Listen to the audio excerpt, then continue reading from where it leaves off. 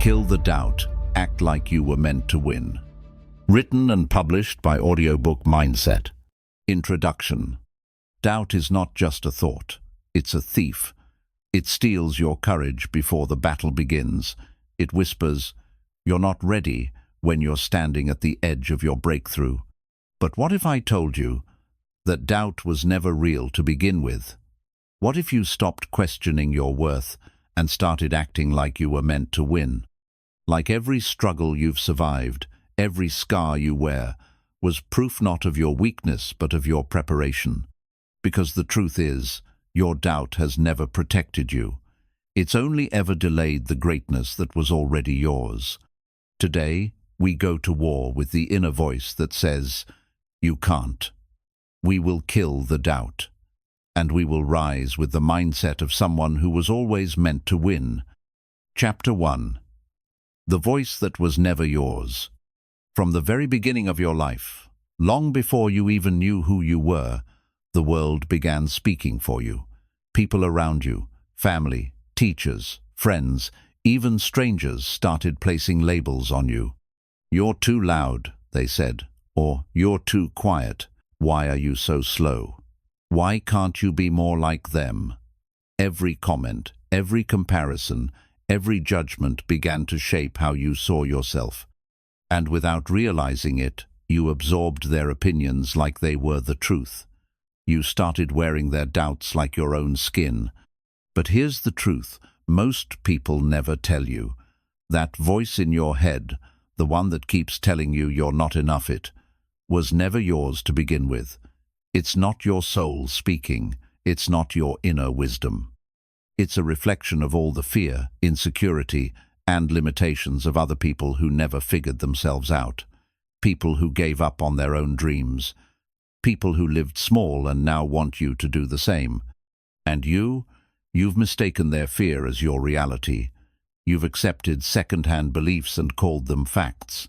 That's what doubt really is. It's not a sign that you're broken. It's a sign that you've been programmed, conditioned, trained to believe in limits that were never actually yours. The real youth, powerful, clear-minded, capable version of you is still alive underneath all that noise. That version of you isn't afraid to take risks, to speak up, to try again, to walk into the unknown with your head held high. But right now, that version is buried beneath years of silence. Underneath every moment, someone told you to shrink, to stop, to stay quiet. You want to kill the doubt? Then stop questioning yourself and start questioning the doubt. Ask it, where did you come from? Who planted you here? Why should I believe you? You'll see that doubt has no real answers. It's just an echo from the past, a broken message from people who never healed. You are not who the world told you to be. You are who you decide to become. Every single day, you have the power to choose your voice over theirs, to stop repeating the lies and start speaking the truth. The truth that you were always more than enough. The strongest, most fearless version of you isn't somewhere far away. It's not hidden in success or perfection. It's already inside you, waiting beneath the voice you never chose.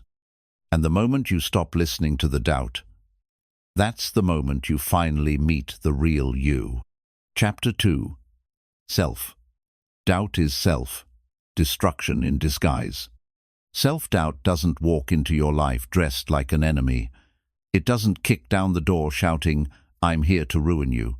No, self-doubt is smarter than that. It disguises itself as protection. It whispers in a soft voice, "Be careful, you might fail." It pretends to be your friend. It acts like it's saving you from embarrassment, from rejection, from disappointment. But the truth is, self-doubt isn't protecting you. It's poisoning you quietly, daily, from the inside out. Every time you tell yourself, "I'm not ready," or "I don't think I can," you're not just hesitating, you're slowly destroying the belief in yourself. Doubt convinces you to wait, to prepare more, to think a little longer. It always sounds reasonable. But weeks turn into months, and months into years. And before you know it, you've spent more time thinking about your dreams than actually chasing them. That's how self-doubt kills you. It doesn't attack your body, it attacks your potential. And here's the dangerous part. We often think we're being realistic. We say things like, "I just don't want to make a mistake," or "I'm not sure if I'm good enough yet." But those aren't truths, they're excuses wrapped in fear, because when you look closely, you'll see that behind every excuse is the same root. I'm scared. Scared to fail. Scared to be seen trying. Scared to admit that we want something deeply, only to not get it. So we convince ourselves we're waiting for the right time, when really, we're just too afraid to move. But what if the longer you wait, the weaker your spirit becomes? What if the fear only grows stronger the more you feed it with silence? The truth is, self-doubt becomes self-destruction the moment you start listening to it more than your desire to grow. The longer you argue with it, the more it wins. You don't overcome doubt by thinking more. You overcome it by doing, by taking action even while your hands shake, by moving forward even when your mind is screaming, "What if I fail?" Because every time you act despite fear, you build a new truth inside yourself. A truth that says, "I may not feel ready, but I am willing." And that willingness, that courage to try is the beginning of all confidence. You must realize, the life you want, the goals you dream about, the version of you that feels unstoppable, that version is not found by waiting for confidence to appear. Confidence isn't something you find. It's something you build. With every step you take, with every fear you face, with every moment you decide to act instead of doubt, you are building it brick by brick. So stop trying to kill self-doubt by overthinking. You can't outthink fear. You can only outrun it with action. Speak when you feel small. Begin when you feel unready. And remind yourself again and again, doubt is not truth, it's just noise, and you are no longer listening. Kill the hesitation, kill the delay, because the longer you sit in doubt, the more pieces of your potential rot away. And your dreams, they deserve better than your silence. This is the moment. Choose movement over fear, action over excuses. You don't need to feel ready. You just need to move. That's how self-doubt dissolves, how your real life begins. Chapter 3. Act like you were meant to win. There's a big difference between someone who hopes to win and someone who acts like they were born to. Most people walk into opportunities like they're visitors sunshore, apologetic, looking around for permission to speak, to move, to exist. But when you carry doubt in your posture, the world reflects it back to you. You get overlooked, underestimated, and passed by, not because you're not capable, but because you don't look like you believe you belong. But let's ask a deeper question. What if you stopped asking for permission and started moving like the opportunity was already yours? What if you walked into every room, every goal, every challenge with arrogance, but with the quiet confidence of someone who has already paid the price in silence, in sacrifice, in sweat? Because here's the truth that most people never understand: winners don't wait until they win to carry themselves like one. They don't wait for the applause, the paycheck, or the recognition to stand tall. They act like they belong while they're still building, while they're still unknown, while no one's watching. You've got to start doing the same. You have to shift your mindset from "I hope this works out" to "I'm prepared to make this work." You don't get confidence from the result, you generate it from your belief before the result shows up. That belief comes from action, from preparation, from being so locked in on your purpose that you stop needing the world to validate it. When you act like you were meant to win, you stop apologizing for your ambition. You stop shrinking yourself to make others comfortable. You don't let their silence discourage your voice. You move like your path was custom built for you, even when it's hard, even when it hurts, even when it's lonely. Why? Because you know the truth. Nothing great is ever built by someone who walks like they're unsure of their right to build it. People can feel it when you carry doubt. They can smell hesitation. But they can also feel when you walk in certainty. When your energy says, "I'm not here to take part, I'm here to take ownership." That's the power of acting like you were meant to win. You stop being reactive, and you start becoming intentional. You stop chasing approval, and you start creating outcomes. But don't misunderstand this. This isn't about pretending. It's not about faking confidence or walking around with your chest puffed out. No, it's about aligning your energy with your vision. It's about showing up as the person you're becoming, not the person the world tried to reduce you to. It's about saying with your presence, "I'm not here to beg, I'm here to build." And if people think you're too confident, let them. If they say you're too intense, too focused, too driven, good, that means they're seeing something in you they haven't built in themselves. You weren't made to blend in. You weren't made to dim your light for others who are afraid to shine. Every time you move like you were meant to win, you rewrite your internal story. You stop playing defense in your own life and start playing offense. You claim territory. You grow stronger. You become someone even doubt starts to fear. So, stand up. Speak with intention. Walk like your feet are touching ground that was always meant to hold your victory. And remember, you don't need to wait for success to feel successful. You need to act like the winner you already are, because the world doesn't give confidence to the deserving. It gives it to the decided. And today, you decide to move like you were made for this, because you were. Chapter 4. Make peace with the unknown. Let's face it, most of the fear that controls your life doesn't come from what's real. It comes from what's uncertain, the unknown, the unanswered what-ifs. What if I fail? What if it doesn't work? What if people laugh? What if I lose everything? These questions don't come from facts. They come from a mind trying to protect itself from discomfort, from unpredictability, from not knowing what comes next. But here's the truth most people don't want to accept. You can't control the unknown, and you were never meant to. You can't predict every outcome. You can't calculate every risk. You can't map out every step before you move. Life is not a perfect plan. It's a living, moving experience. And the more you demand certainty before you act, the longer you'll stay stuck in doubt. Fear feeds on the unknown because your mind craves control. It wants guarantees before it gives you permission to try. But the harsh reality is this: the unknown isn't your enemy, it's your training ground. The unknown is where strength is built. It's where your real self is tested. It's where your courage either grows or disappears. Every powerful version of you is waiting on the other side of uncertainty, but you'll never meet them if you're still hiding in your comfort zone. Think of nature for a moment. Seeds grow underground, surrounded by complete darkness. They don't have a map. They don't have a voice telling them, "You're doing great." Yet they rise.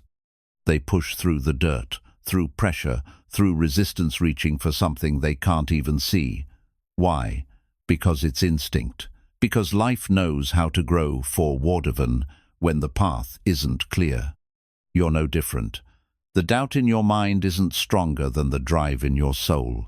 You just have to stop waiting for things to feel safe before you start. Every step you take into the unknown is an act of faith, not blind faith, but faith in your ability to adapt, faith that you'll figure it out, faith that your strength will rise when it's needed. That's what real confidence is, not knowing everything, but trusting yourself when you know nothing. And look back at your life. How many moments scared you before they blessed you? How many risks felt terrifying but led to your growth? How many times did uncertainty shape you into someone wiser, stronger, better? The unknown didn't destroy you. It revealed you. So why do we still fear it? Because we were taught that failure is shameful, that not knowing is weakness, that struggling means we're broken. But none of that is true. Struggling is proof you're alive. It's proof you're trying. It's proof that you've stepped out of the cage and into the wild.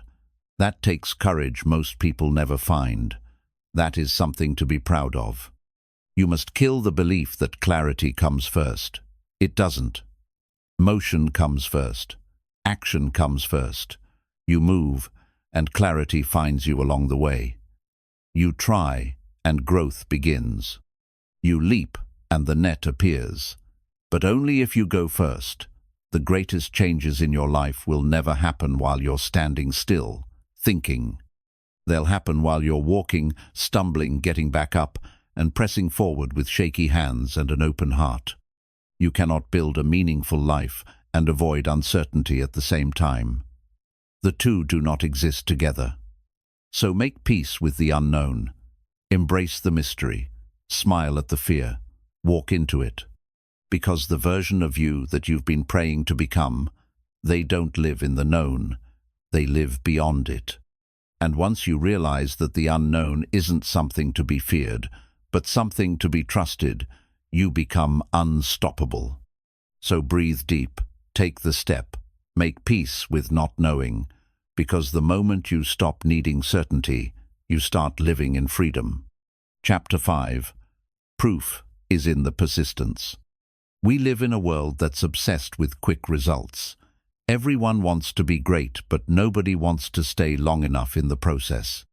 We're surrounded by highlight reels, overnight success stories, and instant gratification. So when things get hard or slow, doubt creeps in. Maybe I'm not cut out for this. Maybe I don't have what it takes.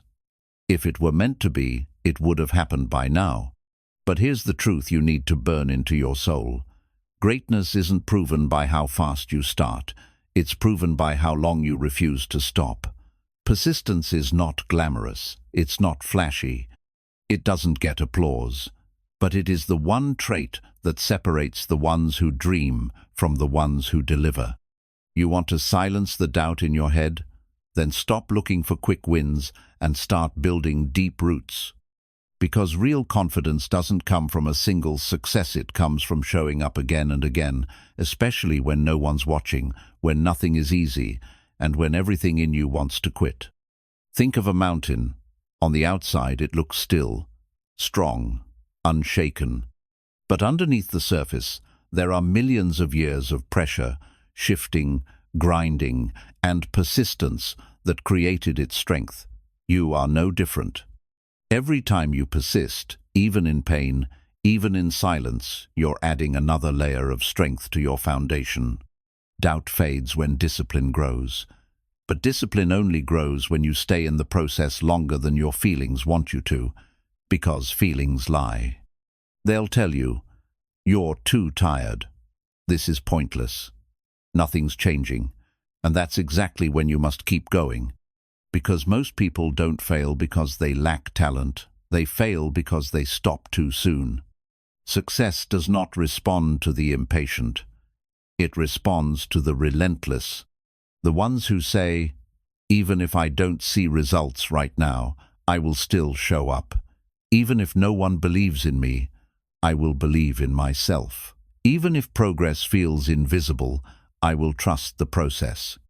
That is what separates the amateurs from the masters, the tourists from the legends. You don't get to choose the pace of growth, but you do get to choose the level of your persistence. You decide how many hits you take.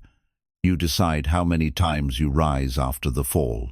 You decide whether you keep building, brick by brick, even when the world forgets to clap. Let me ask you this.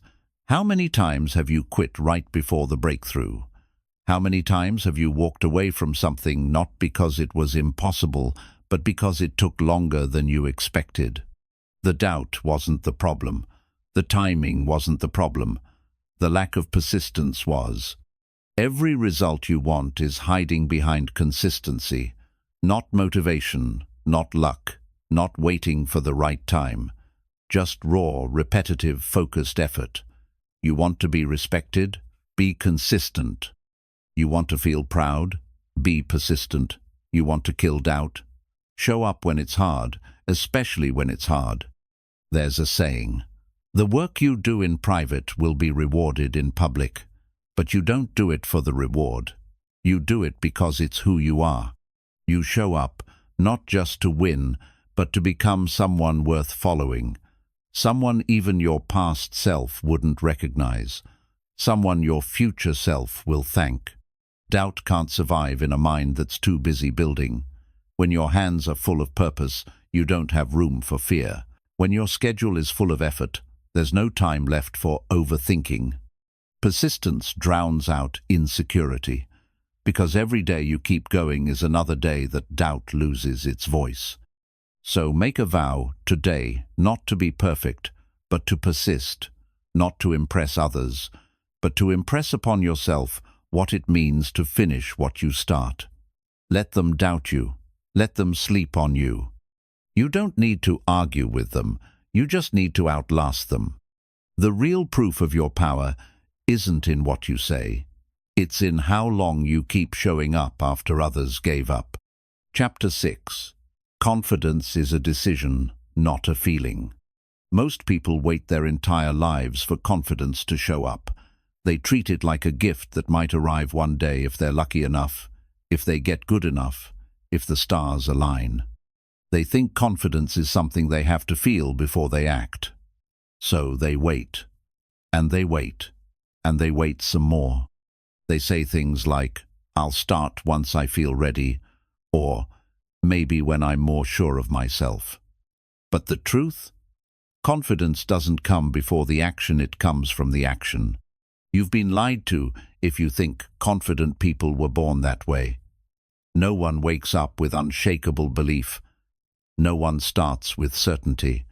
The people who walk into rooms with presence, speak on stages with conviction, or chase their goals without fear, they weren't given confidence. They chose it. They decided, often in fear, often in doubt, that they would believe in themselves anyway. Confidence is not a magical moment where all fear disappears. It's not the absence of anxiety or nerves. It's the decision to move even when fear is present. It's looking in the mirror and saying, I don't have all the answers. I'm not perfect, but I will not wait for permission to believe in myself. Think about this. If you only act when you feel confident, you'll barely act at all, because your emotions are unstable. Some days you'll feel bold, some days you'll feel scared. Some days you'll feel like a giant, and other days you'll feel like a ghost. That's normal. But if your actions depend on how you feel, your entire life becomes a slave to your emotions. Confidence is what frees you from that cycle, and confidence is a choice. And like every choice, it requires repetition. You don't become confident by telling yourself affirmations once in the mirror. You become confident by making one brave choice, then another, then another. You choose to speak up in the meeting. You choose to apply for the opportunity. You choose to walk into the room like you deserve to be there. You choose to bet on yourself when no one else is. And in the beginning, it's going to feel fake. You'll feel like a fraud. That's normal too. But listen carefully. Confidence is not about pretending to be someone you're not. It's about becoming who you really are. Deep down, you already know there's more in you. You feel it.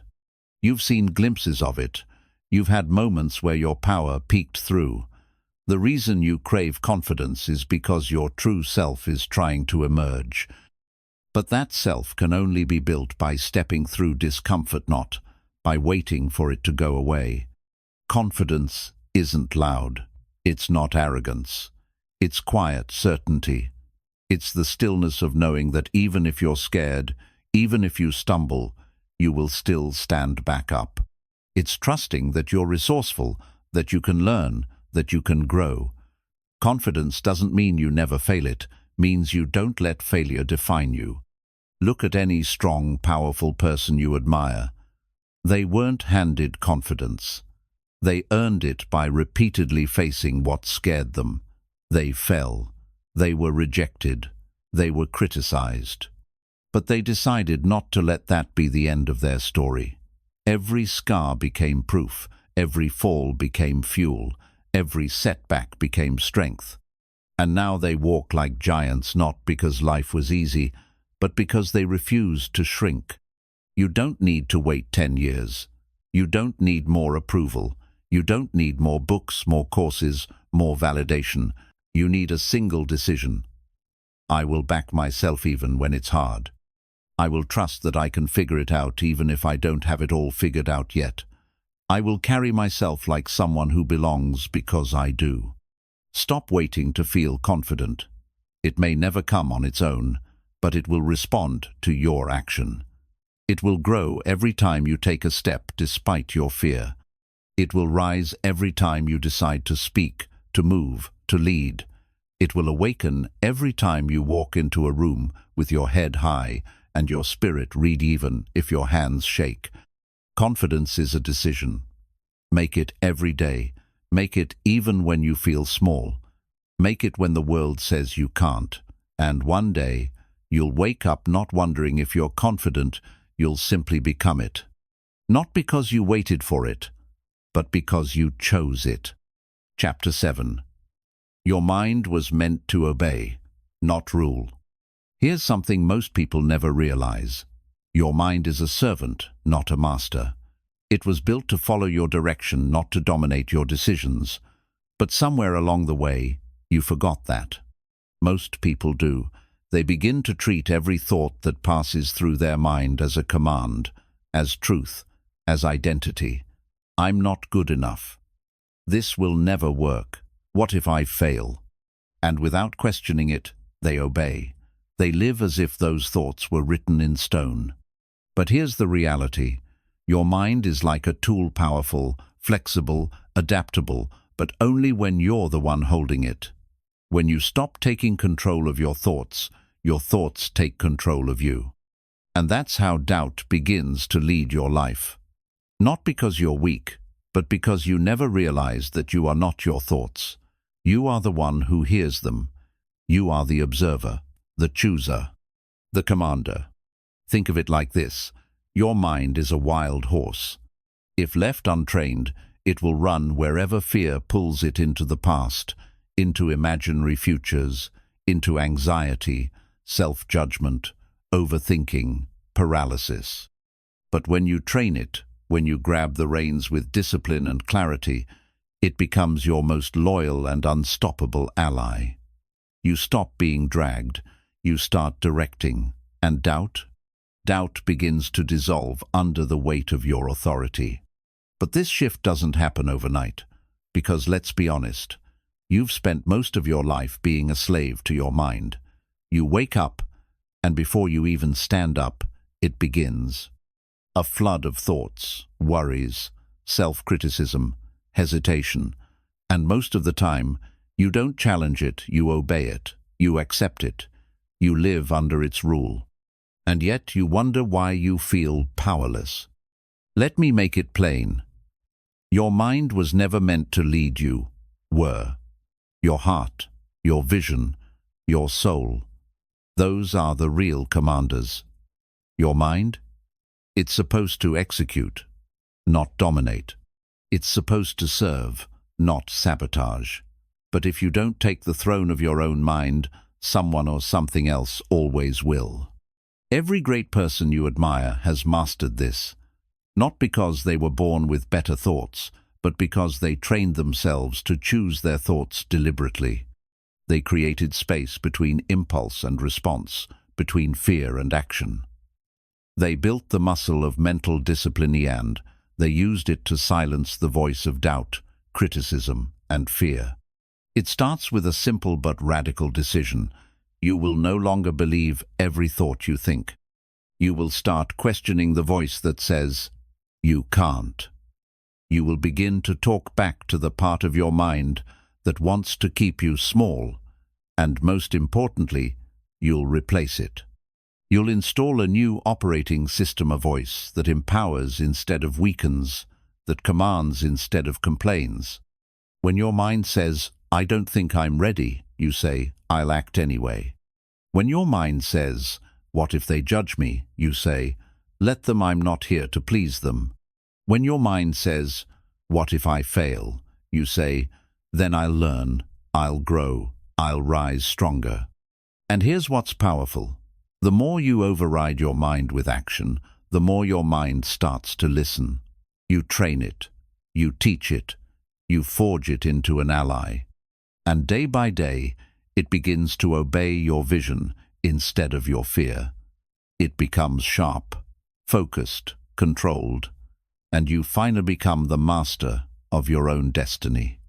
This is the final stage of killing doubt. Not just fighting the thoughts, but dominating the machine that creates them. Building a mental system that runs on intention, not emotion. That runs on purpose, not panic. That runs on truth, not every stray fear your past has taught you. The strongest people in the world are not the ones with the calmest minds. They're the ones who have trained their minds to serve them even when chaos rises. They don't panic when thoughts get loud, they get clear. They don't flinch at doubt, they command it to stand down. And you can too, but you must practice. Every single day remind your mind, you work for men, not the other way around. You are the captain, you are the one at the wheel. And doubt, it only has power if you hand it the keys. So take them back. Train your mind to obey your purpose. And watch how quickly your life becomes unstoppable, not because you never feel fear, but because fear no longer makes your decisions. Chapter 8. Kill the doubt because you were never meant to bow to fear. There comes a point in every life where you must make a decision, a final, irreversible decision that separates who you've been from who you're about to become. It doesn't require applause. It doesn't need witnesses. It happens in silence deep in the furnace of your spirit. That decision is this: I will no longer live under the shadow of fear. I will no longer carry the voice of doubt. I will no longer bow to a voice inside me that was never meant to rule me. Because you weren't created to live in hesitation. You weren't born to live small. You weren't built to doubt every step you take. That's not your destiny. That's your conditioning. A story passed down from people who never stood in their own power. And now you have a choice. Keep reliving their fear or write your own freedom. Doubt is a parasite. It feeds on your potential and drains your energy.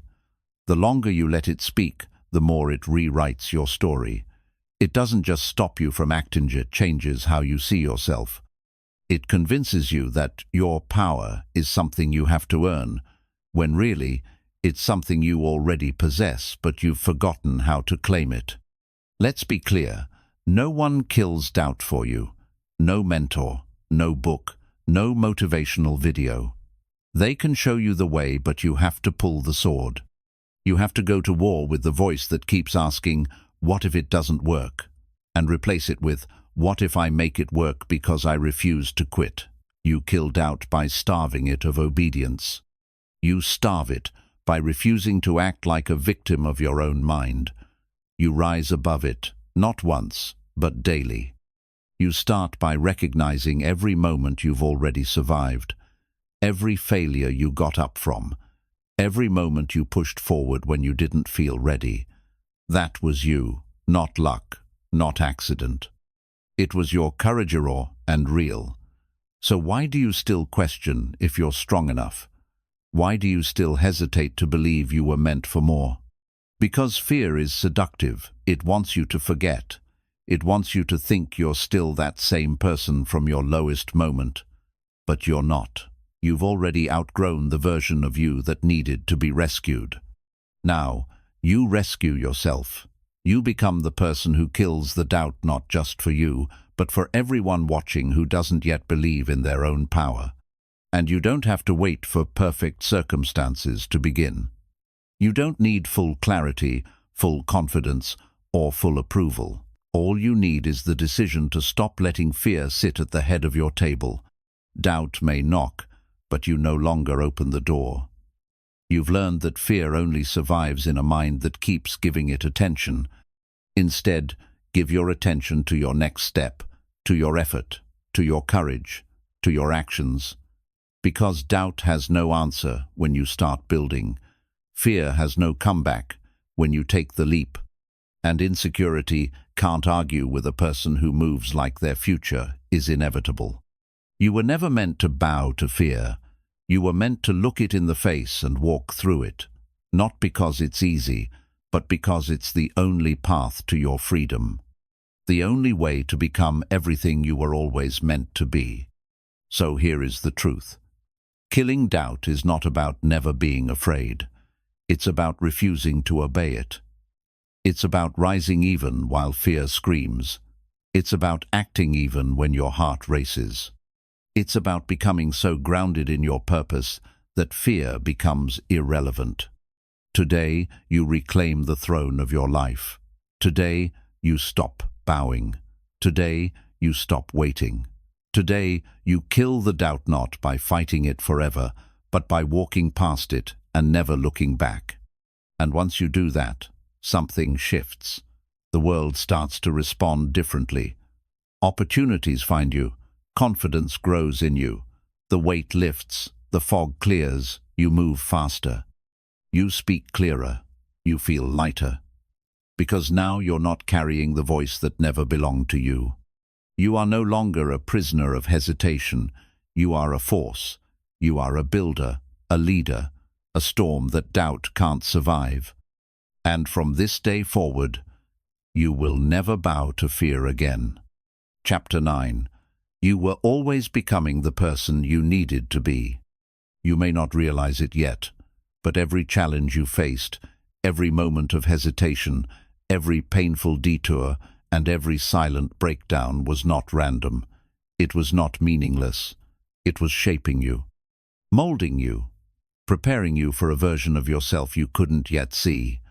You were always becoming the person you needed to be even when it felt like you were falling apart. Life has a strange way of guiding us, not with straight lines, but with circles, setbacks, and seasons of confusion. You weren't supposed to figure it all out at once. You were supposed to become stronger by walking through the unknown. You were supposed to lose who you thought you were so you could finally meet the person you were always meant to be. Think about it. The doubt you once drowned in. It taught you how to fight back. The fear that once paralyzed you. It taught you how to move with courage. The silence that once made you feel invisible. It taught you how to speak with depth. Every pain had purpose. Every delay had design. You didn't grow in spite of the struggle. You grew because of it. The sleepless nights, the days you couldn't speak, the moments you questioned whether you would ever feel whole again. You didn't just survive them, you transformed through them. You forged a mind that's no longer so easily shaken. A spirit that doesn't give up just because things get hard. A vision that knows how to keep going, even when there's no visible reward yet. That version of you, the one reading this, listening to this, trying so hard to risate, is not weak, it is not broken, it is the living result of every fire you've walked through.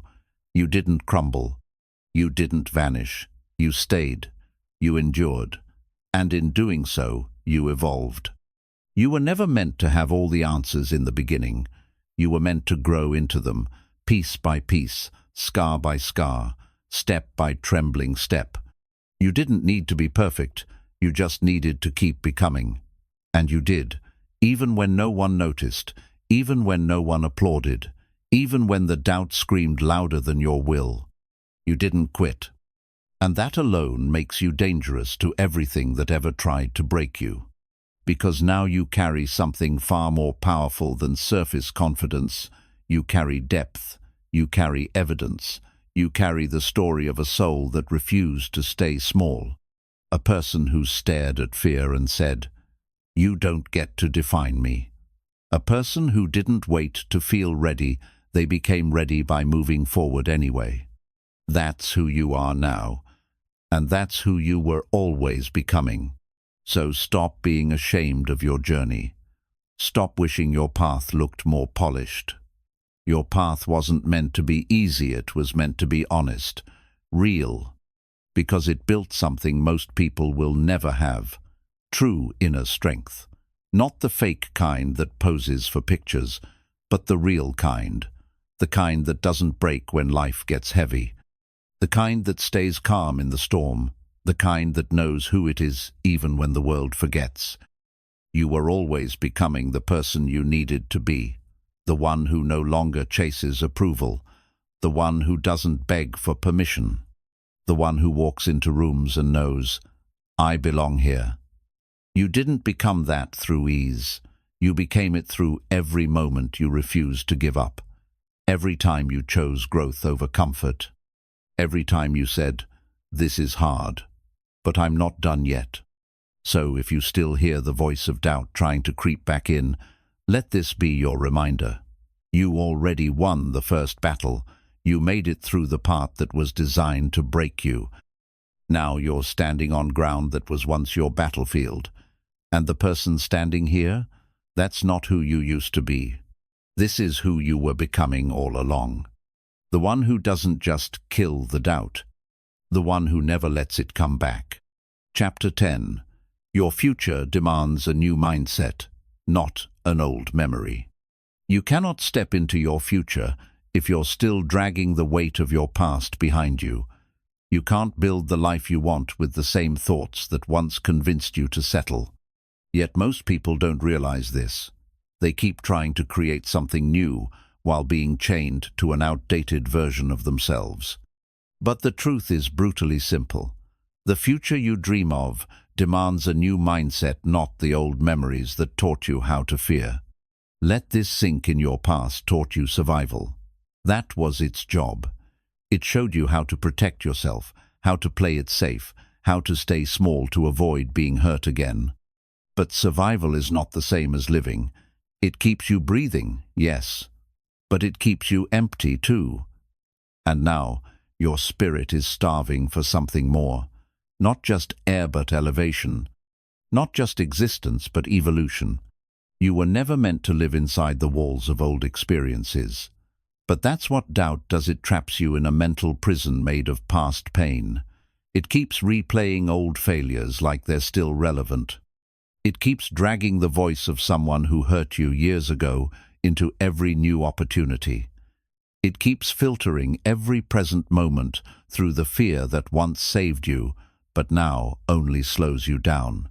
Understand this. Your mind is either a bridge to your destiny or a leash to your history, and you get to choose which one it becomes. If you don't consciously rewire your mindset, your past will unconsciously keep rerunning your life. You'll keep sabotaging opportunities. You'll keep doubting your worth. You'll keep choosing safe over bold, silence over strength, hiding over showing up. Not because it's who you are, but because it's what you remember being. But the past has no permission to define you unless you give it access. What you need now is not another motivational quote. You need mental reconstruction. You need to wake up every single day and say, I am not that person anymore. Not just with words, but with decisions. You need to build a new mindset that aligns with the future you claim to want. A mindset that doesn't apologize for wanting more. A mindset that doesn't freeze under pressure. A mindset that expects resistance but moves anyway. Your future doesn't care about how much you've suffered.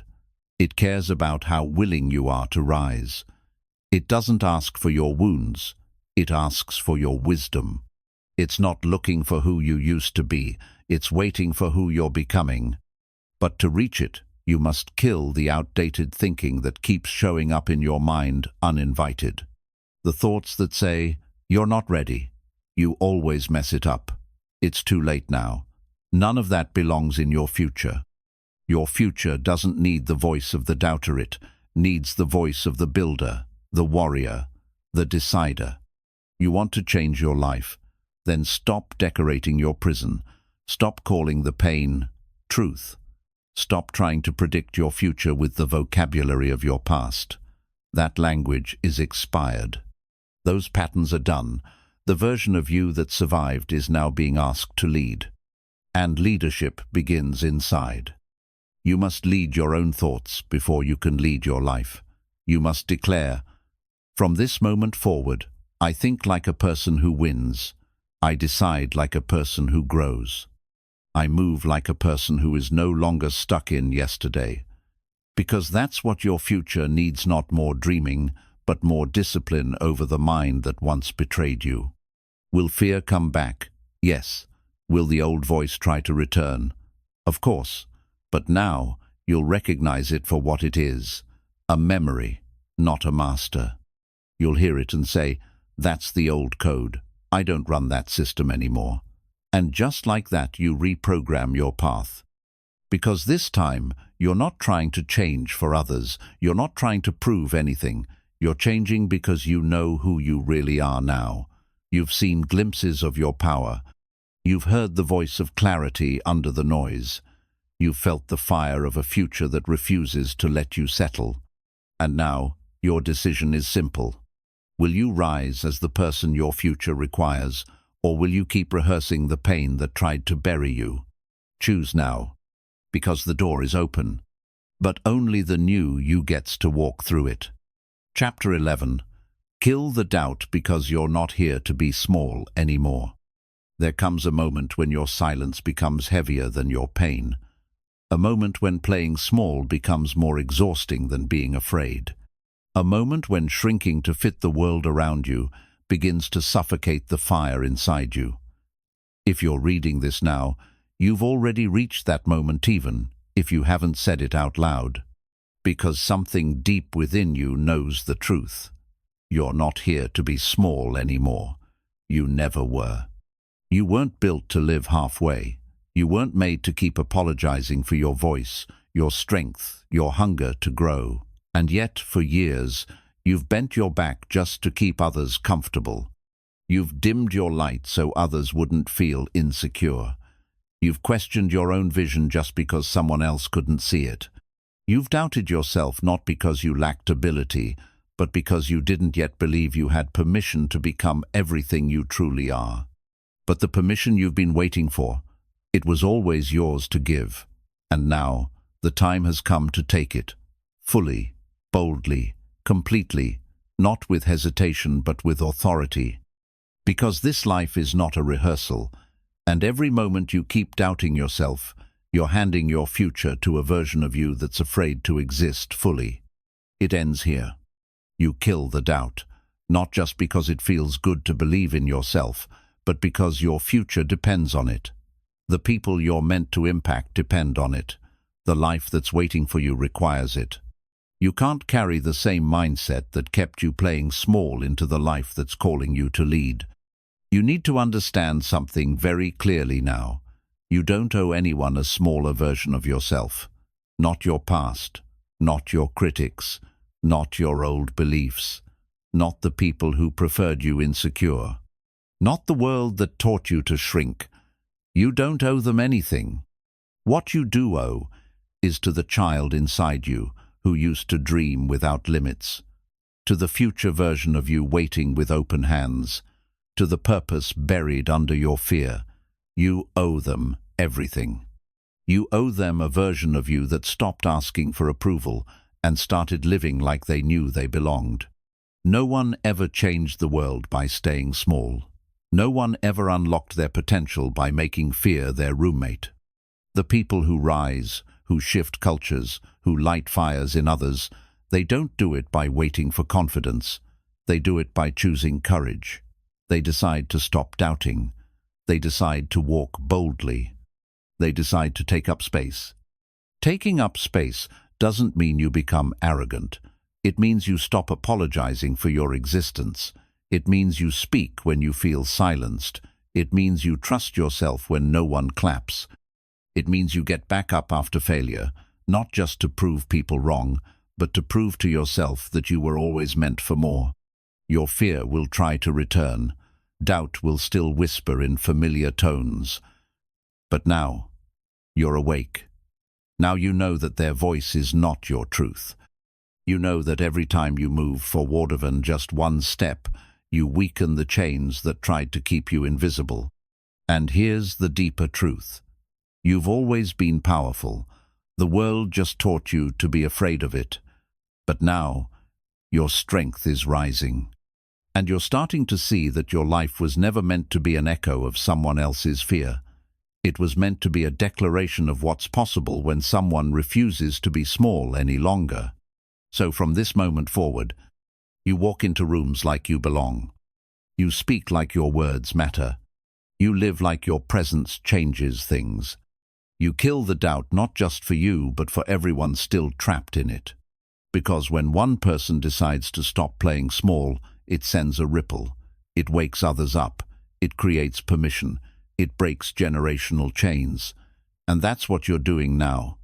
Not just rising for yourself, but rising for those who couldn't.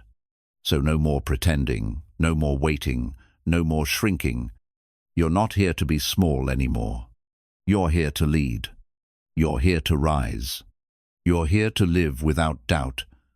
Because the world needs the real you now more than ever. Chapter 12. The final war when you become the person who no longer looks back. There is a final battle that every rising soul must fight. And it does not happen out in the world, it happens within. It's not the fight against others. It's not the fight against failure. It's the final war between the person you used to be and the person you are becoming. And if you're still hesitating, still questioning, still occasionally glancing backward, then this war has not yet ended. Because here's the truth. Your transformation is not complete until you stop looking back. Not with regret, not with longing, not with guilt. When you still romanticize your past, you haven't yet trusted your future. When you still replay your failures like a favorite song, you haven't yet burned the bridge behind you. And to walk fully into your power, you must burn it all, the self-doubt, the hesitation, the story that says, "I'm still the same as I was." You are not. You've done the work. You've fought the battles. You've dragged yourself through the storm while everyone else was sleeping. You've cried in silence, trained in the shadows, whispered strength into your own ears when no one else believed in you. And now you stand at the edge of everything you asked for. But the final gate does not open for those who still carry old wounds like identity. It opens only when you release the story that once defined you. It opens when you refuse to go back to being small, unsure, reactive, or afraid. It opens when you say with full conviction, "I'm done visiting the places that kept me weak. I'm not going back, not mentally, not emotionally, not spiritually." You were once the person who doubted, who questioned their worth, who hoped someone would come rescue them from the inside. But that version of you has served its purpose. It brought you this far. It kept you alive. But now, it has nothing more to offer, because you're not trying to survive anymore. You're ready to lead. You're ready to dominate. You're ready to become someone who others look at and say, "How did they do it?" And the answer is simple. You killed the doubt, and you never looked back. That's what separates the average from the unstoppable. Not talent, not timing, not luck, but the willingness to bury the old identity and never dig it up again. Most people fail not because they're incapable, but because they keep reattaching themselves to who they used to be. They keep rehearsing old fears, old patterns, old labels. But let me ask you, who would you be right now if you had never been told you weren't enough? Who would you be if you never inherited doubt? Who would you be if you stopped returning to thoughts that once caged you? You'd be free. You'd be unstoppable. You'd be exactly who you are meant to become. And now is the time to choose that version fully. This is the moment to walk like you burned every exit behind you. No more side doors, no more escape plans. No more versions of you waiting in the shadows hoping it gets easier. You don't want easy. You want alignment. You want truth. You want to become someone who lives forward. That means thinking like the future version of you, not the wounded one who's still afraid to let go. That means moving like it's already yours, not begging life to throw you crumbs of confidence. The doubt is already dead. You killed it with every page, every decision, every piece of yourself that you fought to reclaim. Now comes the last step. Refuse to turn around. Let people be confused by your strength. Let the old voices fade without your response. Let the world adjust to your rise. That's not your concern anymore. Your only focus now is forward. Because from this point on, you are no longer in transition. You are no longer becoming. You have become. You are the person who doesn't ask for permission. You are the person who no longer makes room for doubt. You are the person who builds, speaks, acts, and lives like they were meant to win. Because you were. Because you are. Because now you've finally remembered who you've always been. And the most powerful part? You'll never forget again. Chapter 13. When doubt dies, you begin. There is a moment quiet, invisible, but powerful when something inside you shifts. The noise doesn't vanish, but it no longer owns you. The fear doesn't disappear, but it no longer dictates your steps. The doubt may still echo, but its voice becomes distant, hollow, and powerless. That moment is not a celebration. It's not loud, it's sacred. Because in that moment, you realize that the war is over. Not outside you, but within you. And for the first time, you truly begin. You begin not as a version of who the world shaped, not as the product of wounds, trauma, labels, and lies. You begin as you, the real you, the one who was buried under hesitation, hidden beneath guilt, silenced by expectations, and forgotten under the pressure to be everything for everyone but nothing for yourself. And that beginning isn't flashy. It's not a performance. It's still. It's steady. It's grounded. It's the rebirth of your voice, your clarity, your power, and your right to exist as someone who no longer lives under the influence of fear. You don't begin when you gain approval. You don't begin when the world says you're enough. You don't begin when the circumstances are perfect. You begin the moment you stop believing that doubt had a point. You see, doubt isn't logical, it's habitual. It's been with you so long, you began to mistake it for your own voice. But now that voice is broken, not silenced by force, but outgrown by truth. And that truth is simple, powerful, and irreversible. You are not broken. You were never weak. You just forgot who you were. All this time, you weren't failing. You were shedding. You were letting go of who you thought you had to be to survive. You were unlearning fear-based thinking. You were breaking the mold, peeling off layers, clearing the fog. The pain you felt, that was the sound of false identities dying. The uncertainty, that was the stretching of your soul into unfamiliar territory, territory it was meant to explore. Because no one talks about what happens after doubt dies. We always hear about the battle, but what about the becoming? What about the world that opens up when you stop questioning whether you belong in it? What about the silence, the space, the strength that comes when you no longer live on defense? When doubt dies, you don't just gain freedom, you gain vision. You begin to see possibilities instead of threats. You begin to see time not as something you've wasted, but something you're ready to honor. You begin to see your past not as a curse, but as a classroom. Everything shifts, because you have shifted. You begin to create not just for validation, but for expression. You begin to speak not to prove, but to lead. You begin to move not from fear, but from intention. You begin to show up not to perform, but to embody who you already are. And something sacred happens here. You no longer need to kill the doubt because it no longer exists. Not in the same way. It becomes a shadow. It may whisper, but you don't stop walking. Because now you've tasted what it means to live aligned. And once you've tasted that, nothing false will ever satisfy you again. You begin to surround yourself with people who reflect your growth, not your wounds. You begin to chase experiences that honor your evolution. You begin to build things that were never possible when you still viewed yourself through the eyes of fear. This isn't the beginning of a new chapter, it's the beginning of you, the whole, grounded, fully realized you, the version that acts without apology, that rests without guilt, that builds without begging, that knows the past is a referenzo, a prison, that knows the future isn't a threat, it's an open field waiting to be walked. And above all, this version of you doesn't look back anymore. Because when doubt dies, you stop needing to explain yourself to the world.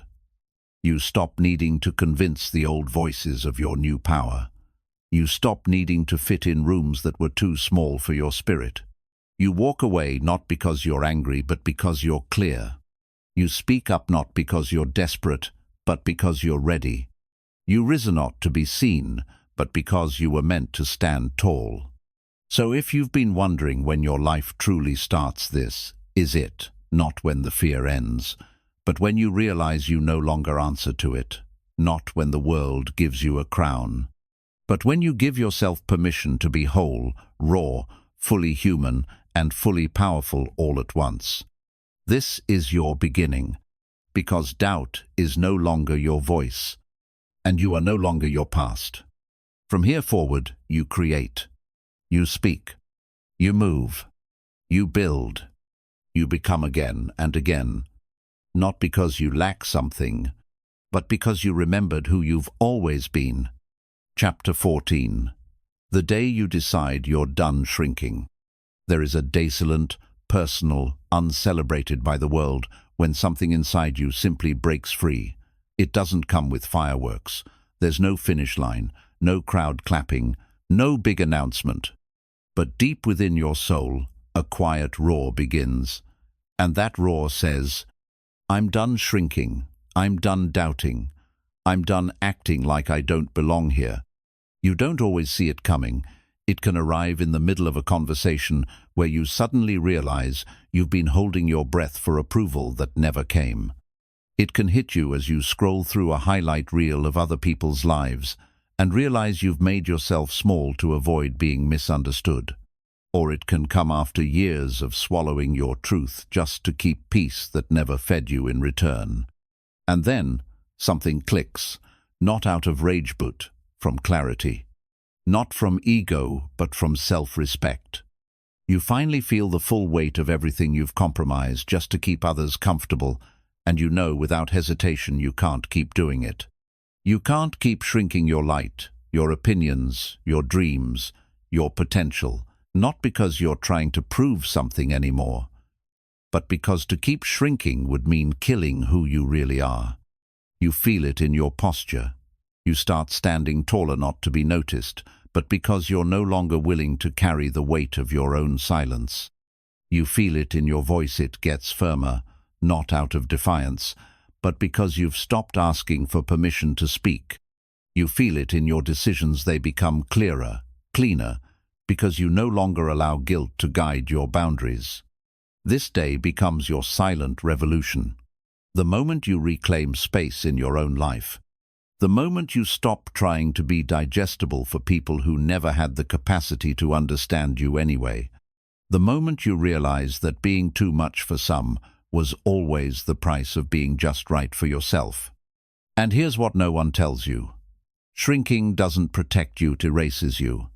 Every time you silence your truth to avoid being judged, you begin to forget your own voice. Every time you fake agreement just to belong, you distance yourself from what you really believe. Every time you accept less than you deserve, your standards fall until one day you forget what being respected even feels like. But on the day you decide you're done shrinking, you come home to yourself. You stop being a watered-down version of your potential. You stop performing for acceptance. You stop hiding behind "I'm fine" when your soul is starving to expand. And the world won't always understand. Some people will be uncomfortable. They'll say, "You've changed," that you've become too bold, too intense, too honest. But that's because they were never in love with you. They were in love with your compliance, your obedience, your willingness to stay in your place. And now that you've stepped out of it, they don't know how to hold you anymore. That's okay. Let them go. Because the people meant for you will never require your shrinking to feel tall. They will honor your voice, your power, your standards. Not because you demand it, but because your energy no longer attracts anything less than what's aligned. The day you stop shrinking, something bigger begins. Your time opens up. Your peace returns. Your decisions become sacred. You start dreaming louder. You start dressing like you feel alive. You start walking like you're supposed to be here because you are. You realize that playing small didn't protect you from pain, it just delayed your healing. That staying silent didn't earn you love, it just invited disrespect. That hiding your truth didn't create safety, it built a cage. So now you break free. Not with drama, not with rage, but with conviction. You rise. You say no with ease. You ask for what you deserve. You rest without guilt. You speak without trembling. You love yourself without apology. And in doing so, you become dangerous to every system that expected you to stay weak. You become untouchable to every voice that once made you question your worth. You become magnetic not because you're trying, but because nothing is more powerful than a person who has stopped shrinking and started becoming. You don't owe your light to those who preferred your darkness. You don't owe your voice to people who only heard you when you whispered. You don't owe your growth to anyone who left you behind while you were healing. You only owe one thing now, to yourself. To stand, to stretch, to take up space in your own life. Because you're not here to be silent, you're not here to be small. You're here to rise. And never, ever shrink again. You didn't just read words. You didn't just listen to ideas. You walked through fire, stripped away false beliefs, and stood face to face with the voice that once ruled your mind. And you killed it. Not by yelling louder, not by waiting for someone to save you, but by deciding moment after moment that doubt was no longer welcome in your story. This wasn't just about building confidence, it was about reclaiming your identity. It wasn't just about feeling strong, it was about remembering who you've always been underneath the fear. And it wasn't just about motivation, it was about transformation. You've now seen what happens when you stop living small. When you stop bowing to fear. When you stop waiting for the right time, the perfect version, or the world's permission. You've learned to speak without trembling, to move without begging, to show up without shrinking, to trust your voice even when no one claps. Because this journey wasn't about the crowd, it was about you versus you. And now you know the truth. You were always meant to win. You were always meant to lead. You were always meant to rise. The doubt, that was never yours. It was borrowed, inherited, learned. But today finally it's done. You don't need to prove anything. You don't need to earn worth. That was always yours. You don't need to go back, look back, or hold back. Because the version of you that walked into this journey is not the one walking out. The old you questioned. The new you decides. The old you feared. The new you moves anyway. The old you survived. The new you creates. So let the world adjust. Let the past stay behind. Let the voice of doubt grow silent in your absence. Because from this moment forward, you're not playing small. You're not second-guessing. You're not carrying old stories. You're here, awake, unapologetic, ready, and finally, unstoppable. The doubt is dead. The war is over, and your real life begins now.